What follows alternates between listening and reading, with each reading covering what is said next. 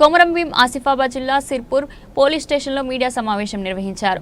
ఈ సమావేశంలో డీఎస్పీ రామాంజం మాట్లాడుతూ ఈ రోజు నమ్మదగిన సమాచారం మేరకు సిర్పూర్ ఎస్ఐ కమలాకర్ ఆధ్వర్యంలో పోలీస్ సిబ్బంది భూపాలపట్నంలోని బొల్లబోయిన అశోక్ ఇంటికి వెళ్లి తనిఖీ చేయగా అతని వద్ద 75 కిలోల నకిలీ పత్తి విత్తనాలు దొరికినవి।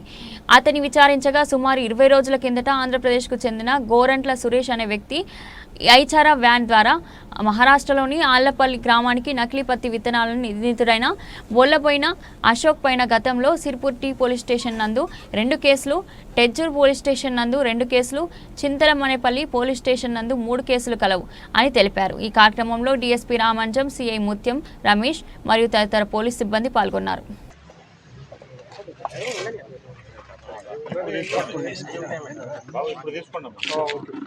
సమాచారం సేకరించి పట్టుకున్నటువంటి మా సిర్పూర్ ఎస్ఐ తన సిబ్బందిని మనస్ఫూర్తిగా అభినందిస్తున్నా। వారికి తగిన రివార్డు కూడా ఇప్పించడం జరుగుతుంది ఆఫీసర్స్ చెప్పి।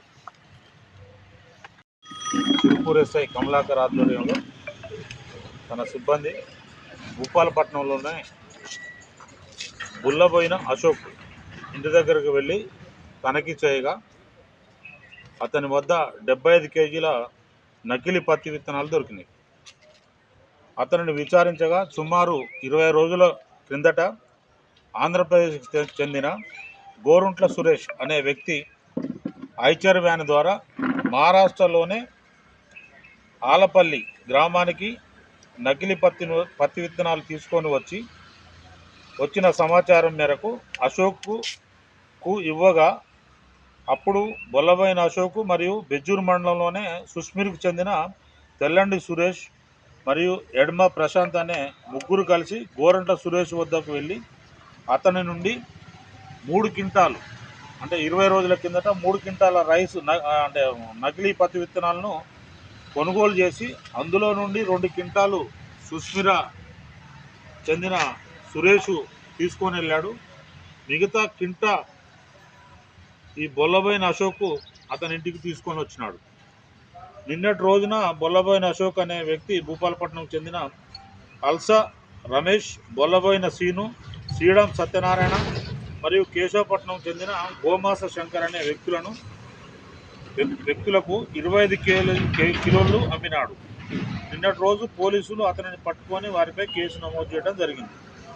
ఇట్టి విషయం తెలిసి బొల్లబోయిన అశోక్ ఇంటి నుండి పరారైనాడు। ఈరోజు అతను ఊర్లో ఉన్న సమాచారం తెలుసుకొని పోలీస్ సిబ్బంది అక్కడికి వెళ్ళి తనిఖీ చేయగా అతని వద్ద 75 కేజీల విత్తనాలు దొరికినాయి। ఇట్టి విత్తనాలను అగ్రికల్చర్ ఆఫీసరు సమక్షంలో పంచనామా చేసి సీజ్ చేసి కేసు నమోదు చేయడం జరిగింది।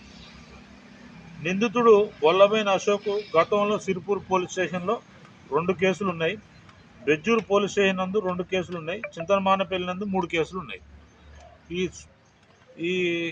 ఇతని మీద గతంలో కేసులు ఉన్నాయి కాబట్టి ఈ కేసులతో పాటు పీడీ యాక్ట్ పెట్టే ప్రపోజల్ కూడా చేస్తున్నాము। ఈ సందర్భంగా రైతులందరికి కూడా నేను పోలీస్ శాఖ నుంచి ఒకటే మనవి చేస్తున్నాను, ప్రభుత్వం ఏదైతే నోటిఫైడ్ చేసిన విత్తనాలు ఉన్నాయో వాటిని మాత్రమే కొని పంటలు పండించాలి। ఇటువంటి ఈ నకిలీ విత్తనాలు వేసి వాళ్ళు నష్టపోవద్దు। ఒకవేళ దీనివల్ల నష్టం వచ్చి రైతు సూసైడ్ చేసుకున్నా కానీ దానికి కారణం వీళ్ళే అవుతారు కాబట్టి రైతులందరూ కూడా ఈ సందర్భంగా గమనించాలి।